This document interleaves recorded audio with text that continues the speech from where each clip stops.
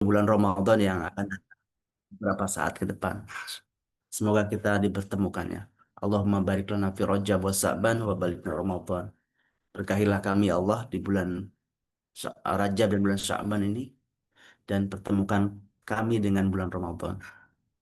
Salawat beserta salam semoga tercurah kepada baginda Nabi Muhammad SAW, Nabi yang paling penyayang kepada umatnya, bahkan lebih penyayang daripada diri kita sendiri.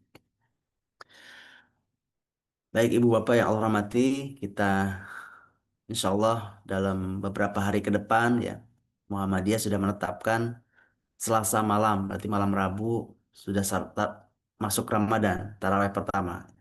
Kalau kita mungkin menunggu nanti sidang isbat di hari Selasa ya, untuk menanti tanggal 1 Ramadan. Semoga kita dipertemukan dengan Ramadan. Baik Ibu Bapak yang Allah rahmati, kita memasuki bulan Ramadan tentunya kita menyiapkan fisik, mental, dan juga ruhiyah kita untuk taqarrub ilallah, mendekatkan diri kepada Allah Subhanahu wa taala. Nah, kalau kita lihat ya ditinjau dari sirah dari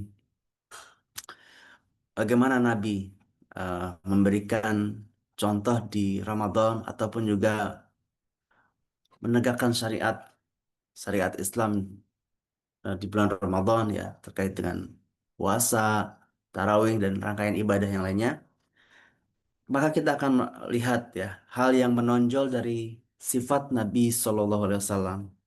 Sifat Nabi yang menonjol adalah tentang betapa Nabi itu sayangnya kepada kita, betapa kasih sayangnya Nabi ya sangat besar kepada umatnya. Dan ini Allah abadikan dalam At-Taubah, surat At-Taubah. A'udzubillahi minasyaitonirrajim. Bismillahirrahmanirrahim. Laqad ja'akum rasulun min anfusikum azizun alaihi ma anittum harisun alaikum bil mu'minina raufur rahim. Sungguh telah datang kepada kalian seorang rasul dari kalangan kalian sendiri. Berat terasa olehnya penderitaan kalian. Sangat menginginkan keselamatan bagi kalian dan sangat penyayang kepada orang-orang beriman. Ayat ini menunjukkan bahwa Kanjeng Nabi SAW, Rasulullah sangat mencintai dan menyayangi umatnya, termasuk dalam ibadah Ramadan, ya. Kan dalam ibadah-ibadah di bulan Ramadan, ya. Bukan hanya puasa, ya. Nabi SAW tidak ingin memberatkan umatnya. Kan dalam ibadah ya, Nabi memberikan teladan ya. Eh, Nabi mencintai satu amalan tertentu, tapi Nabi sayang sama umatnya supaya tidak memberatkan umatnya ketika beribadah. Salah satu bukti kasih sayang Nabi SAW adalah beliau tidak ingin ibadah menjadi beban yang memberatkan umatnya. Ini ketika Nabi pernah melaksanakan sholat malam tarawih gitu ya. Qiyam Ramadan. Nabi sholat malam Ramadan berjamaah. Itu tarawih. Para sahabat sangat bersemangat untuk mengikuti ini. Ya. Satu malam Nabi sholat bersama para sahabat. Kemudian tersebar, oh Nabi sholat bersama para sahabat. Malam berikutnya lebih banyak lagi ya sahabat yang mengikutinya. Tapi satu malam ya, malam ketiganya ketika para sahabat sangat bersemangat mengikutinya, namun setelah beberapa malam, Nabi tidak keluar lagi. Orang-orang menunggu sampai malam gitu ya. Kenapa Nabi tidak keluar gitu ya? Kemudian esok subuhnya Nabi bersabda, aku khawatir sholat itu diwajibkan atas kalian. Sholat tarawih itu diwajibkan atas kalian. Lalu kalian tidak mampu melaksanakannya. Ini, ini bayangkan, sesuatu yang beliau cintai, sholat gitu ya. Beliau tinggalkan demi ya sholat berjamaah tarawih itu ya beliau tinggalkan demi menjaga agar umatnya tidak terbebani. Khawatir ini menjadi kewajiban. Ya. Ini contoh betapa Nabi memperhatikan. Nabi tidak ingin ini menjadi sesuatu yang memberatkan bagi umat beliau. Ya, dalam hal misalkan tadi contoh riwayat tentang sholat tarawih, gitu ya. Tentu kita sekuat tenaga untuk bisa melaksanakannya, ya, karena pahalanya besar, ya, karena banyak keutamaannya. Nabi SAW juga memberi keringanan kepada kita semua, kepada umatnya, agar kuat menjalani puasa. Nabi mengajarkan tentang sahur misalkan. Sahur buat eh, kita umat Islam yang berpuasa bukan sekedar mengisi makanan, ngisi supaya energinya penuh kuat itu ya. Tapi disitulah ya Nabi memberikan motivasi, memberikan semangat ya bahwa kita berpuasa diutamakan untuk bersahur ya. Bukan puasa mungkin golongan ataupun juga umat tertentu atau golongan tertentu puasa nggak buka-buka gitu ya atau bukanya nanti malam atau tidak makan sesuatu gitu ya. Tidak makan sama sekali gitu ya. Tidak, Nabi mengajarkan kepada kita untuk sahur ya. Bahkan dimotivasi ya. Bersahurlah kalian karena dalam sahur ada keberkahan ya.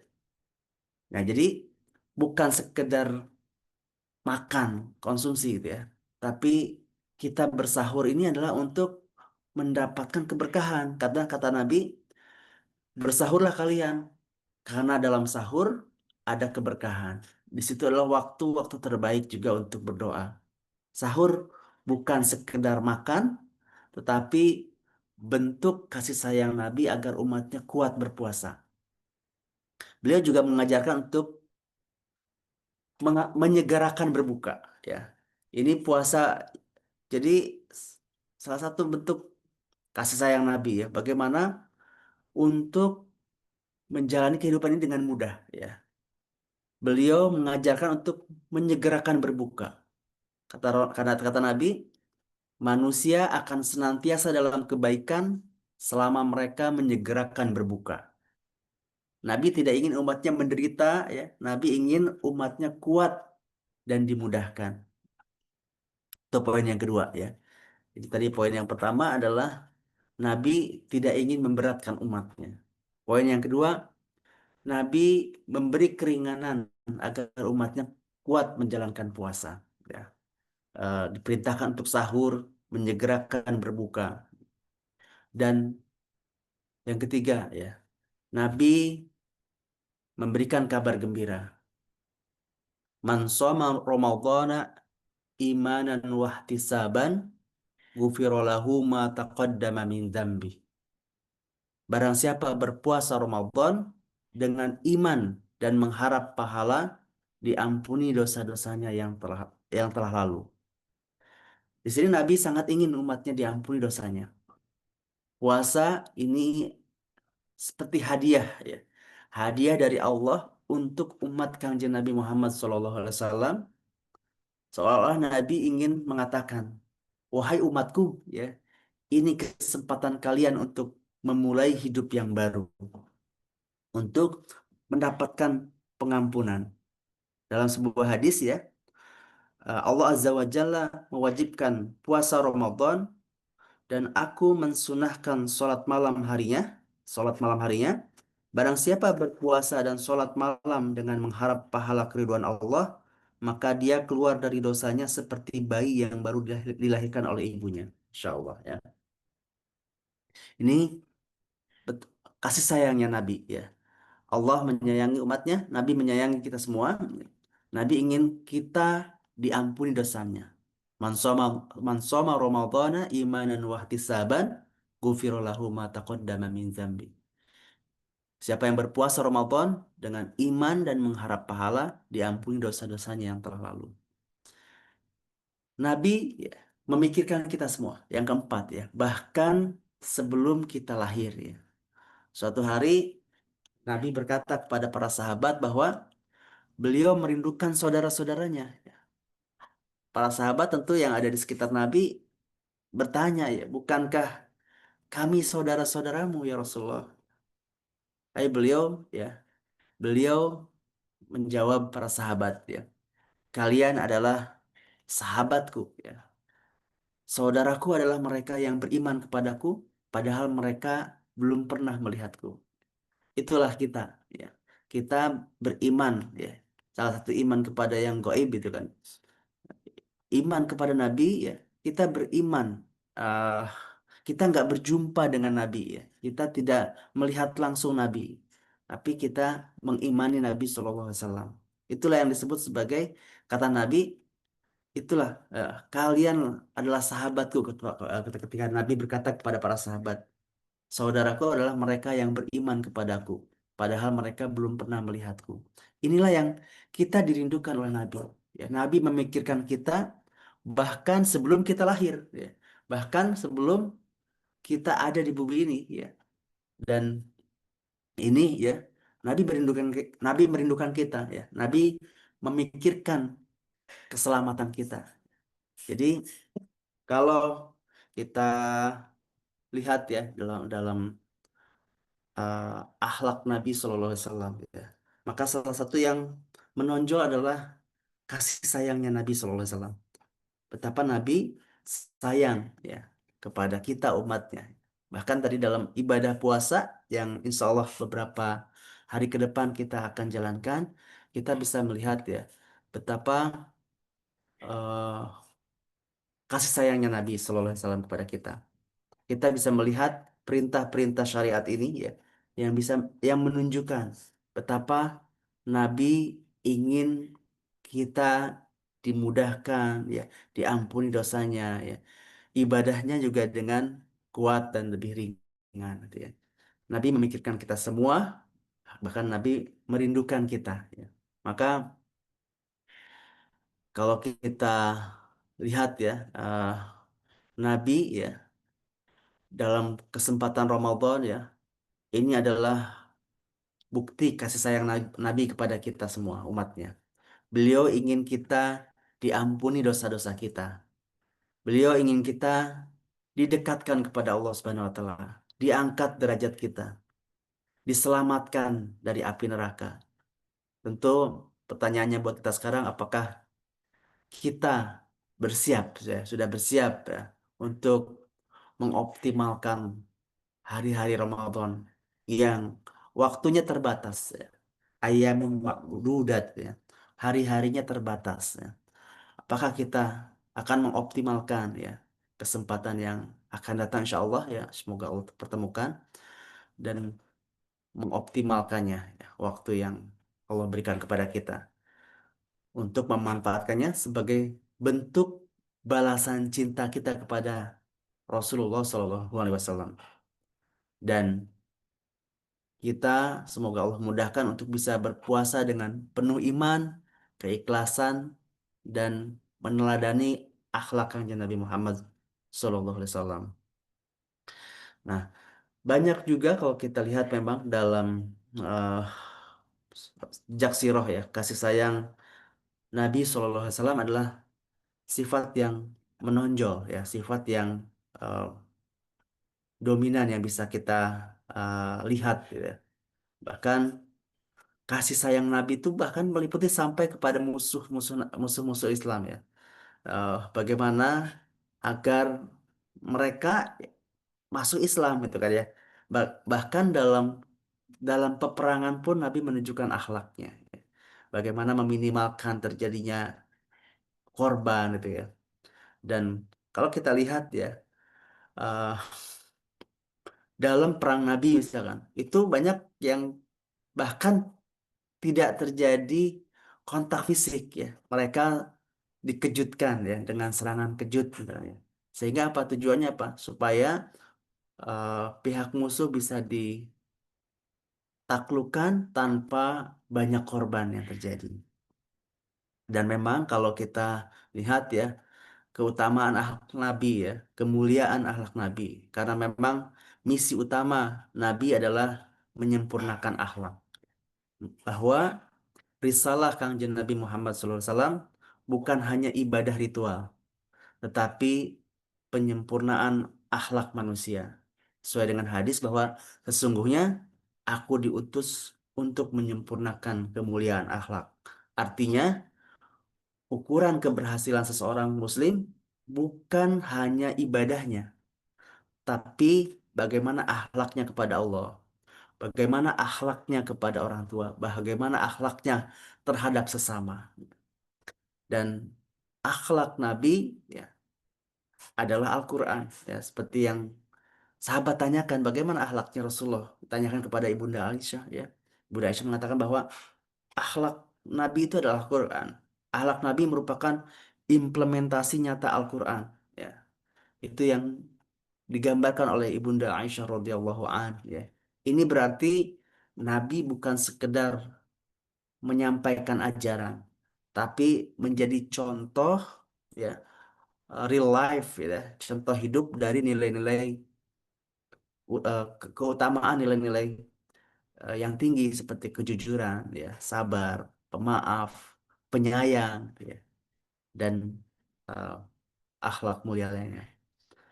Dan Nabi juga memberikan contoh ya beberapa bentuk akhlak Nabi ya, juga akhlak beliau kepada Allah sebagai hubungan yang vertikal ya. Dalam hal ibadah ya kita diajarkan tentang keikhlasan ya. Maka Ramadan juga ini tentang latihan keikhlasan gitu ya. Karena di situ kita beribadah ya. Berpuasa hanya hanya Allah dan kita yang tahu tentang ibadah puasa kita. Dan juga kalau dalam hal hubungan horizontal ya, kasih sayang Rasulullah kepada kita semua ya, pada para sahabat ya, pun kepada kita semua ya. Tadi dalam hal ibadah puasa misalkan, Nabi ingin kita mendapat keringanan gitu ya, diperintahkan sahur ya, disegerakan untuk berbuka gitu kan ya. Sholat tarawih tidak ingin menjadi kewajiban untuk kaum muslimin ya, khawatir nanti memberatkan.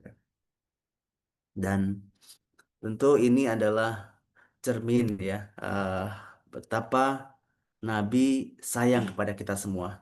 Maka kita bersolawatlah kepada Kanjeng Nabi Sallallahu Alaihi Wasallam dengan sebanyak-banyaknya solawat ya, dengan banyak solawat yang baik dan lebih berkualitas lagi ya. Betapa kita meresapi bahwa Nabi itu adalah sangat sayangnya kepada kita semua, bahkan kita dirindukan oleh Nabi ya. Nabi merindukan saudaranya ya,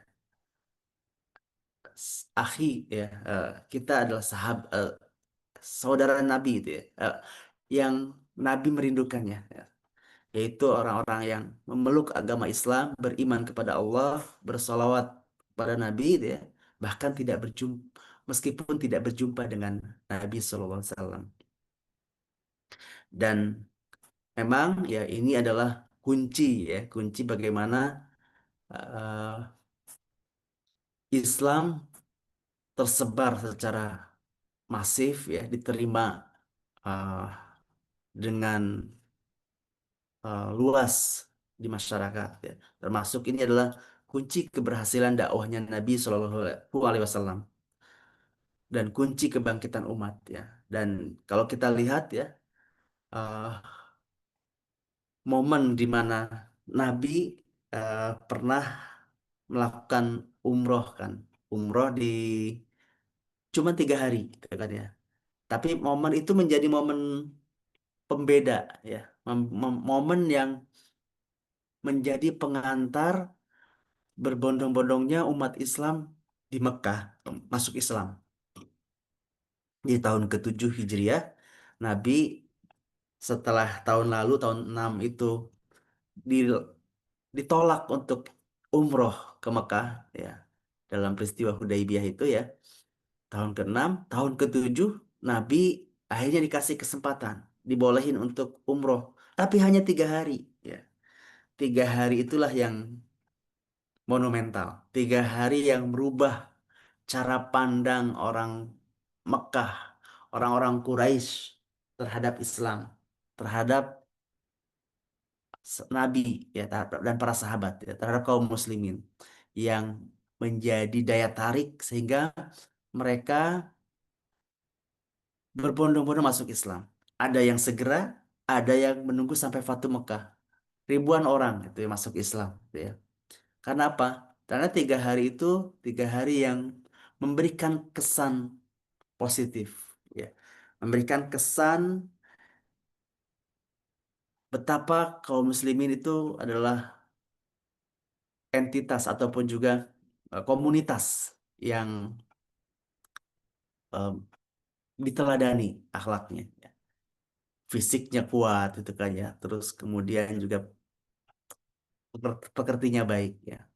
Dulu orang Islam di Madinah itu dilecehkan itu sama orang-orang yang tinggal di Mekah ya. Orang-orang musyrikin maksudnya, orang musyrikin Quraisy yang tinggal di Mekah dianggapnya sebagai masyarakat yang berpenyakit, lemah gitu kan ya. Karena memang waktu itu terkenal dengan wabah Yasrib, wabah Madinah. Madinah yang sekarang kota yang kita rindukan, dulu itu terkenal dengan wabahnya. Tapi berkat doanya Kanjeng Nabi, ya, Nabi ingin keberkahan, ya, ingin kita dicintai, apa kita mencintai kota Madinah. Sampai sekarang kita pasti merindukan suasana di kota Madinah. Itu doanya Kanjeng Nabi. No, Nabi juga mendoakan untuk keberkahan mud dan sok, itu apa? Timbangan perniagaan di Madinah. Dan doa Nabi terkabul itu ya. Maka salah satu doa Nabi juga yang kita jalankan nih pagi hari kan Allahumma barik li ummati fi bukuriha. Ya Allah berkahilah umatku di pagi hari. Insya Allah ngaji pagi ya ngaji di pagi hari ini silaturahim ini juga jalan kita untuk mendapatkan berkahnya Kak doa kanjeng Nabi. Karena Nabi mendoakan kota Madinah dan kota Madinah menjadi kota yang dirindukan gitu ya. Maka kita bisa lihat tadi bahwa akhlak Nabi yang mulia ya yang ditunjukkan juga oleh para sahabat itu kemudian 3 hari umroh itu mempesona ya 3 hari yang memberikan kesan yang mendalam untuk kaum muslimin yang dulu dibilang orang lemah ya tapi kok dibilang lemah kok ini tawaf di Mekah mengelilingi Ka'bah dengan bahkan dengan lari-lari kecil ya jadi dulu kan mungkin nggak sepadat sekarang ya. Kalau tawaf sekarang kan udah padat. Tapi Nabi dulu memberikan contoh. Ketika 3 putaran pertama dari 7 putaran tawaf itu, 3 putaran pertamanya dengan lari-lari kecil antara Hajar Aswad start. Dari start berarti kan Hajar Aswad itu ya, yang lampu hijau, sampai ke Rukun Yamani 75%, 3/4 putaran berarti kan. Itu dengan berlari-lari kecil. Ya. Ini untuk apa? Ini bukan sekedar eh, syariat, tapi memberikan nilai kesan ya, kesan yang kuat. Oh, ini ternyata orang Muslim itu orang Muslim yang kuat, gitu ya. Nah, ini memang juga tersirat perintah Nabi bahwa kaum Muslimin itu mesti menunjukkan kekuatannya, gitu kan ini. Dan itu yang membuat terpesonanya orang-orang musyrikin Quraisy. Katanya orang lemah, katanya orang berpenyakit, tapi buktinya tawaf aja sambil lari-lari kecil bahkan ya Nabi memerintahkan kepada kita untuk membuka lengan ya lengan kanannya terlihat ketika kita sedang tawaf gitu ya ini juga buat ini menunjukkan kekuatan gitu kan ya ya sejarah tentang bagaimana tawafnya Nabi karena orang-orang tuh penasaran kan waktu Nabi umroh itu pengen ngelihat seperti apa sih orang-orang Muslim itu ya karena kan mereka juga ta- tahu bahwa sudah 6 7 tahun Mereka adalah orang-orang yang terusir dari kampung halamannya. Tapi kemudian pas mereka melihat berinteraksi selama 3 hari itu ya, bahkan Nabi hari ketiga itu mengadakan walimah walimah pernikahan ya, walimah pernikahan yang mengundang orang-orang Mekah untuk dijamu ya. Meskipun mereka dengan egonya ya tidak memberikan waktu tambahan kepada Nabi ya.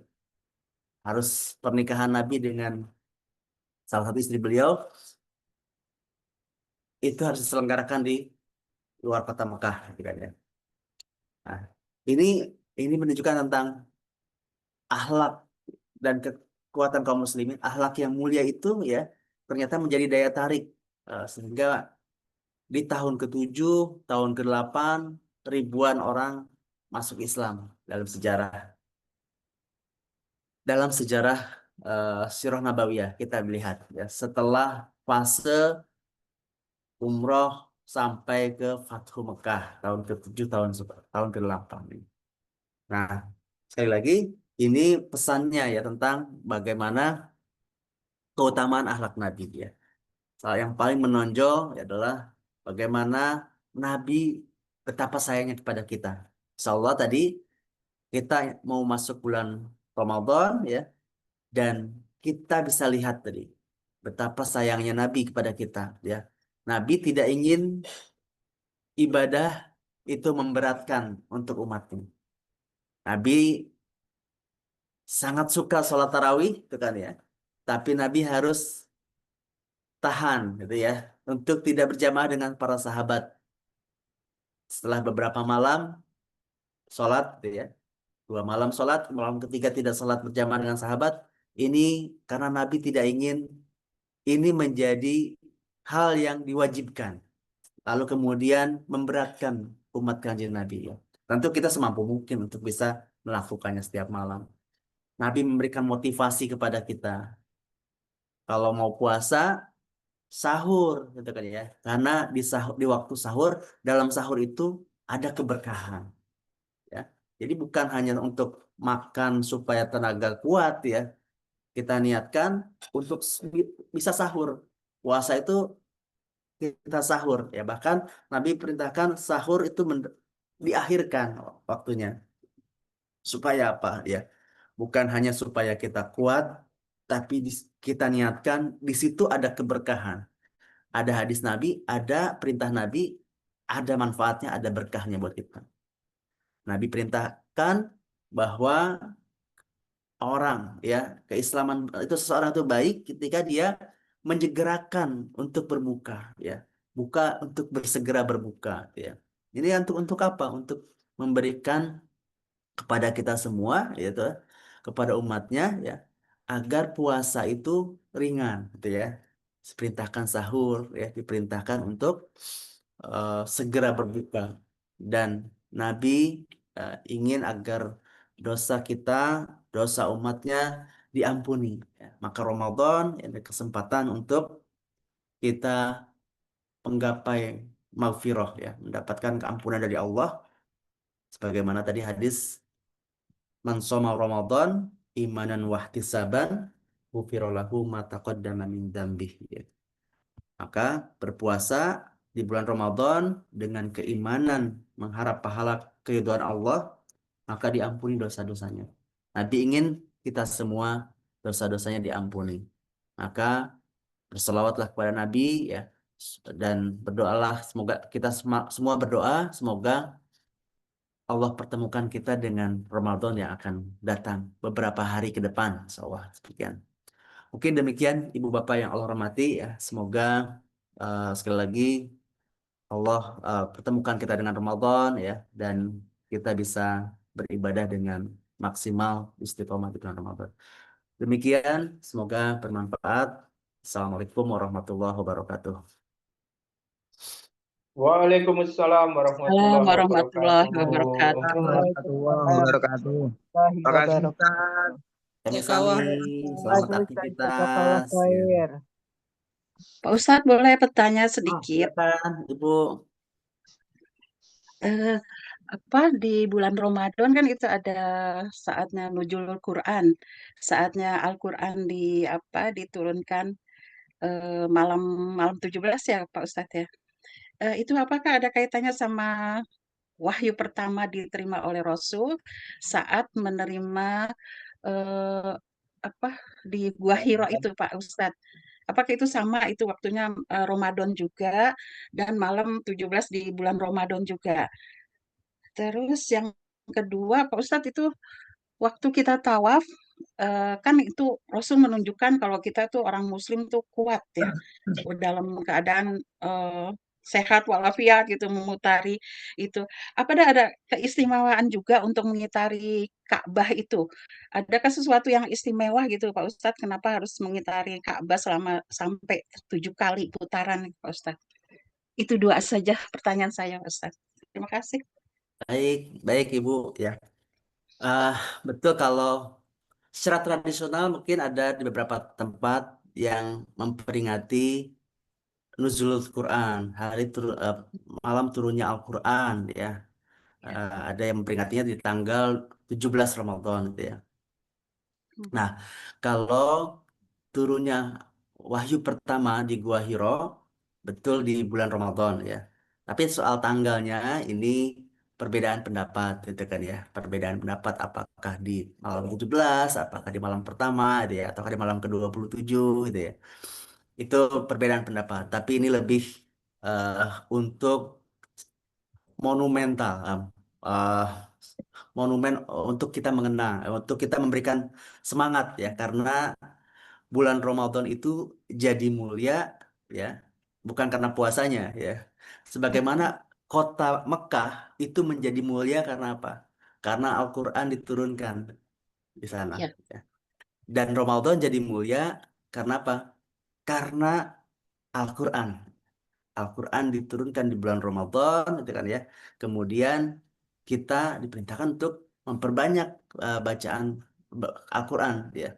Maka memperingati nuzulul Quran itu memberikan recharge kita ya tentang bahwa ini adalah uh, bacaan Al-Quran ini adalah pedoman hidup kita dan perbanyaklah kita berinteraksi dengan Al-Quran. Gitu. Ini untuk uh, memperingati supaya recharge energi kita. Betul memang di bulan Ramadan karena Rasulullah beruzlah itu di bulan Ramadan.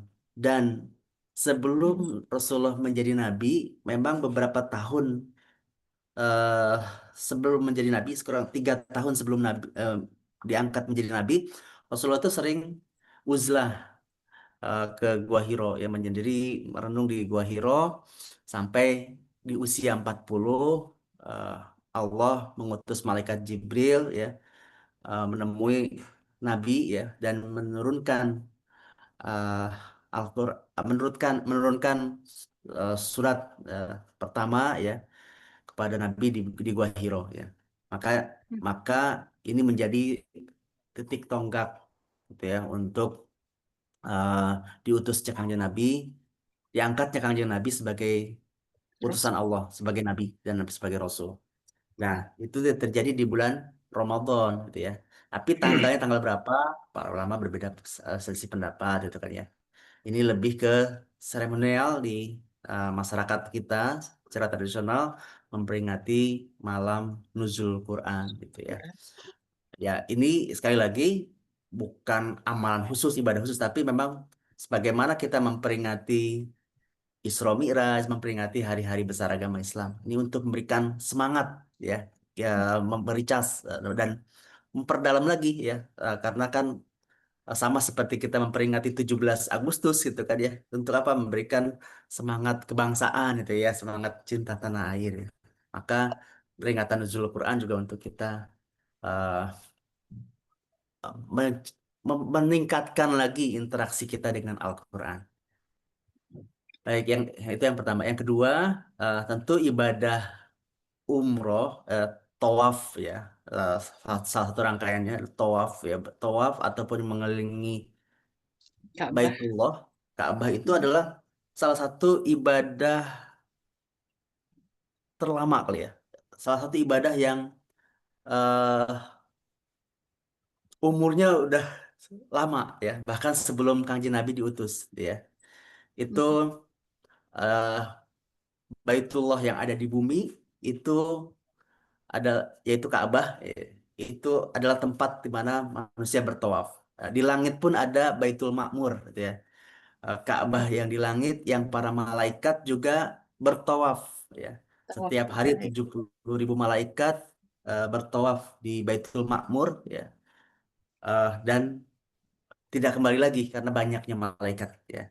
Dan kita itu ya diperintahkan untuk tawaf ya, sebagaimana juga ini adalah ibadah yang uh, sejak zaman Nabi Ibrahim ya. Nabi Ibrahim mendirikan pondasi Ka'bah, meninggikan pondasi Ka'bah, kemudian melakukan tawaf mengelilingi Ka'bah ya. Tentu ini adalah contoh syariat ya. Nabi juga memberikan contoh ya.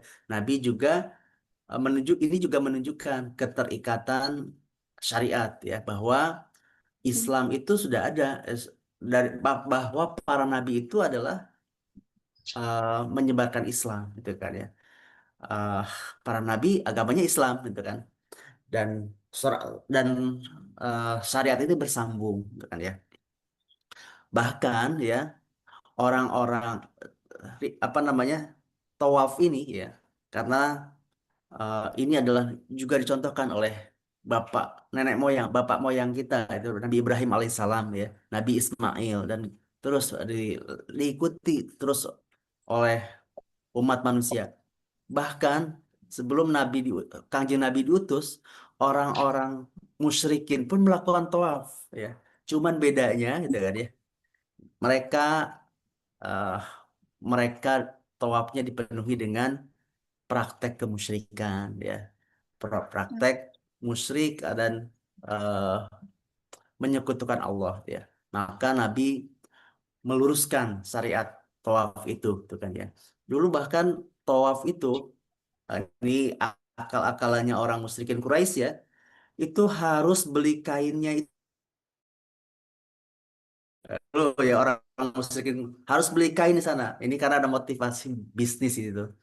Jadi kalau orang bahkan nggak punya uang, ya tawafnya itu sampai telanjang gitu. Mohon maaf itu. Sampai seperti itu. Tapi kemudian ini diluruskan. Nabi meluruskan syariat itu, gitu, ya, meluruskan aktivitas ritual itu, gitu.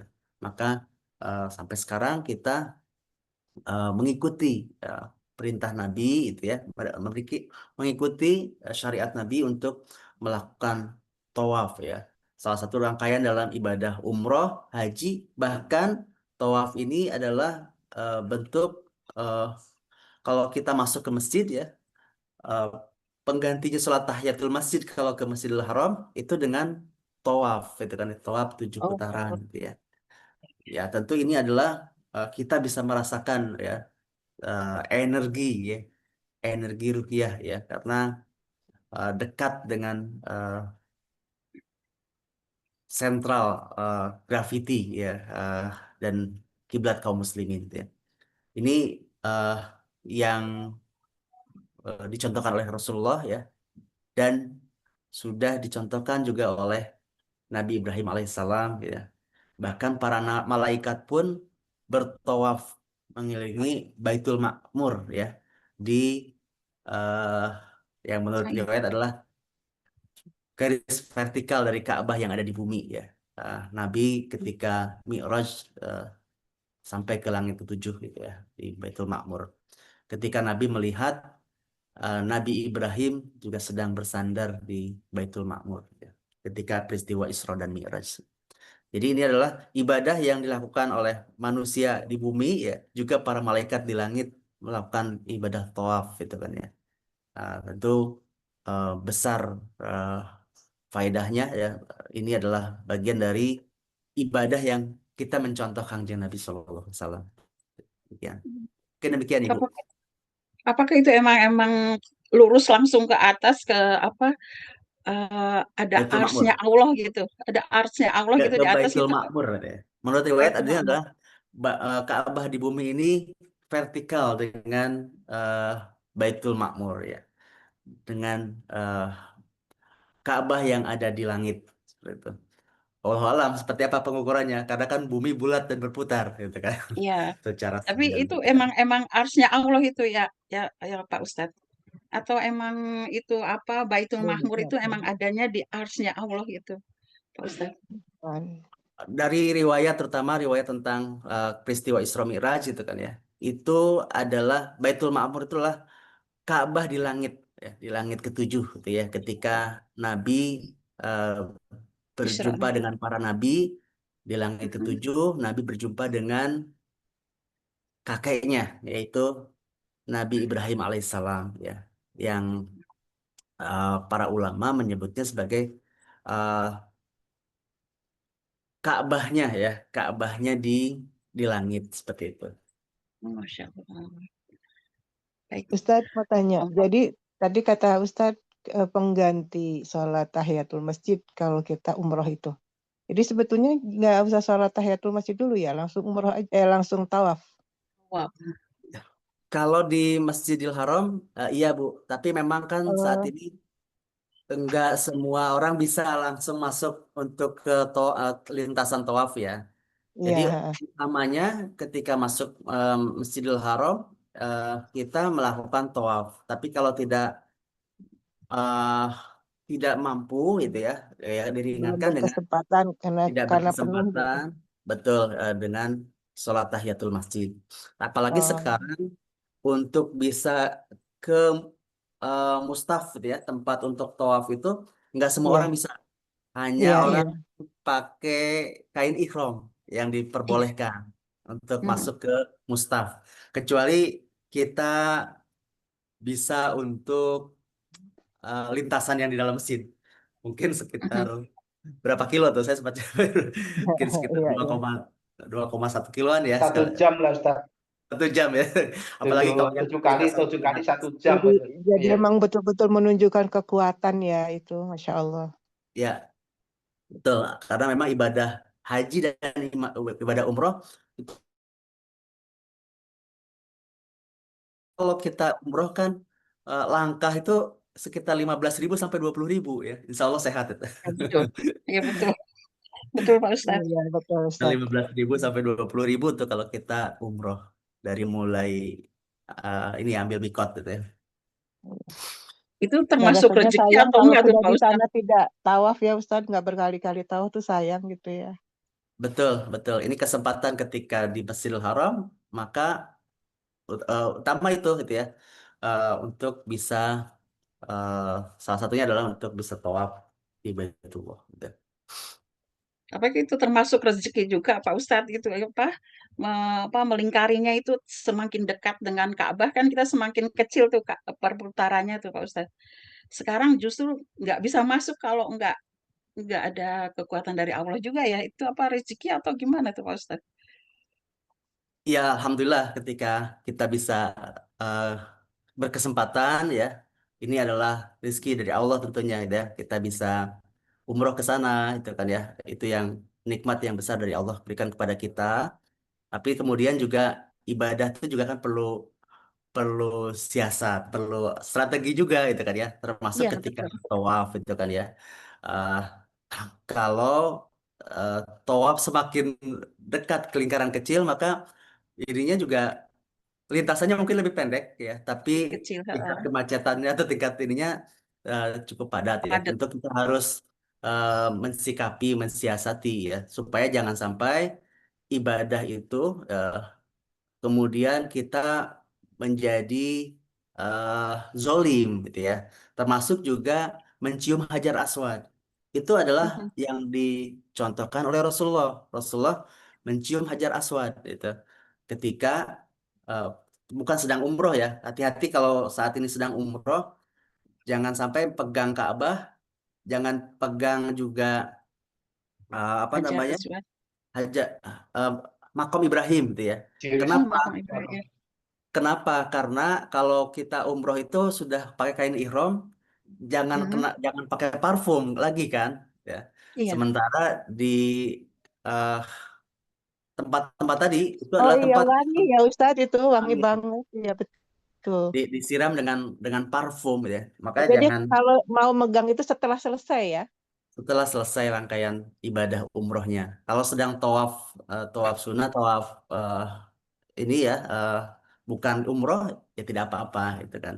Nah itu ini juga mungkin kadang kita karena excited ya, apalagi umroh Benar. yang pertama nih kan, ada Iya, betul. Ka'bah bagian menyentuh. Ini hati-hati kan nanti justru itu kena ini ya larangan Ya. ihram seperti itu. Nah, itu yang seperti itu tuh nggak dijelaskan waktu terus Ustadz waktu saya umroh itu ya kan mau pengen gitu ya ke Hajar Aswad itu sampai melihatnya agak ngeri juga. Terus saya kepikir juga itu kok kita laki-laki perempuan kan bukan muhrim sampai berdesakan begitu itu gimana ya Ustadz? Ya, itu dia. Itu adalah perkara yang sunnah, tapi jangan sampai ada kezoliman kita lakukan, gitu kan. Iya. Apalagi itu di Hmm. depan pintu Ka'bah, ya tempat yang mustajab, gitu ya. Jangan sampai, karena itu eh, ya berdesak-desakan bahkan sampai menginjak orang, sikut-sikutan. Ini, auzubillah kita dijauhkan seperti itu. Ya kalau ada kesempatan, ya mungkin di waktu yang lebih renggang, gitu kan ya. Dan eh, dengan cara yang baik juga. Karena bahkan sampai ada itu ya apa namanya mohon maaf, ada joki, Pak ya. Ada joki Iya Iya, betul, betul ya itu bayar, Ustadz, betul. bayar Ustaz. Iya, Iya, betul. ada ya ibadah ya tidak untuk juga menzolimi orang lain gitu ya, membuat orang lain eh, tersakiti atau terzolimi itu ya.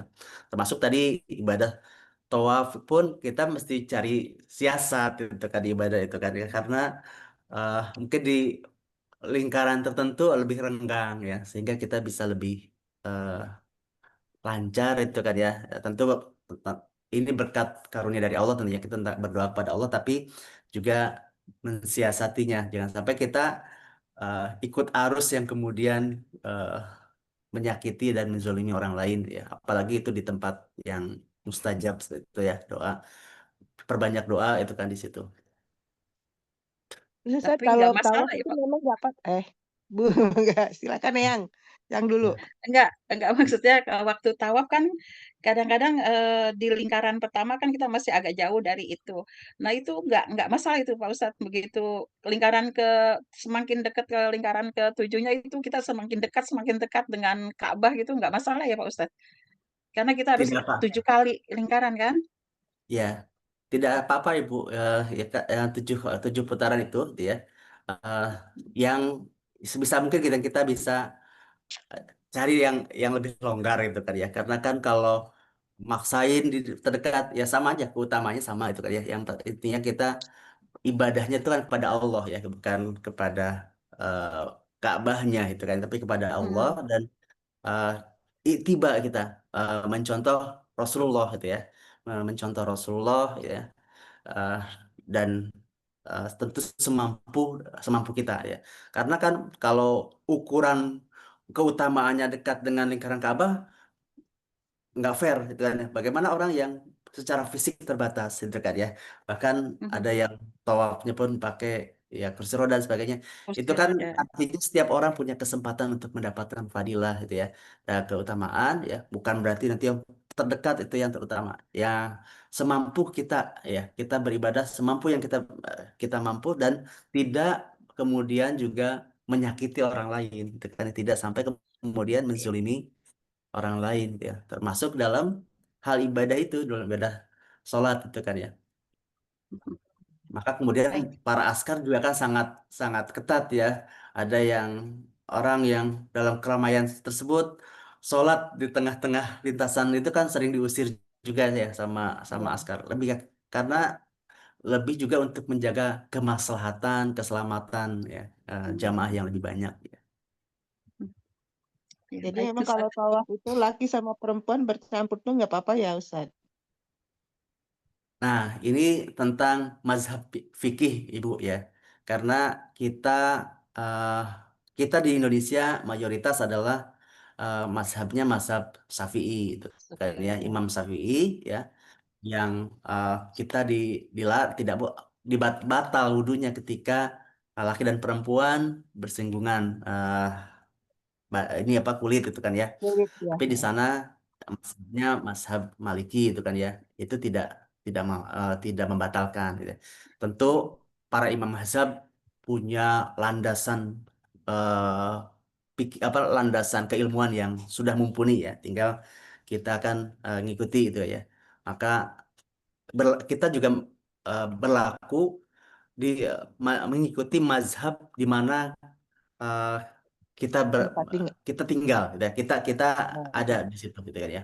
Seperti eh, dulu kan Hambal Imam Hambali itu tidak kunut gitu ya. Terus datang ke tempat yang eh, Imam Syafi'i kemudian kunut gitu kan. Itu sebagai bentuk penghormatan oh, keyakinan eh, metodologi fikih gitu kan ya. Fikih oke. karena diskusi fikih tentu akan banyak cabangnya gitu ya. Termasuk Iya, tadi di Mekah eh, bersinggungan kulit tidak apa-apa gitu kan, termasuk tadi di tempat-tempat di Masjidil Haram gitu ya. iya. Oke. Terima kasih Ustadz. Baik, baik. Jazakallah khair. Kami ibu bapak sekalian untuk kebersamaannya ya, semoga dilancarkan ibadah puasanya. Insya Allah kita menantikan ya. Amin, amin ya Allah. Amin, Nanti amin ya hari Rabbal Rabu atau hari Alamin. Kamis, semoga kita diberikan kesehatan untuk bisa beribadah. Amin, Demikian Amin ya amin Allah, ya Allah. Rabbal Alamin ya Mujibas dari Sailin. mari kita tutup Jadi, ngaji Amin. kita pagi ini dengan membaca hamdalah dan doa kafaratul majlis. alhamdulillahirabbil Alhamdulillah alamin. Rabbil Alamin. Subhanakallah wa Subhanakallah bihamdika, asyhadu an la ilaha la illa anta ilaha illa astaghfiruka anta, wa atubu ilaik. astaghfiruka wa atubu Alhamdulillah. ilaihi. Itu ilahi. Assalamualaikum warahmatullahi wabarakatuh.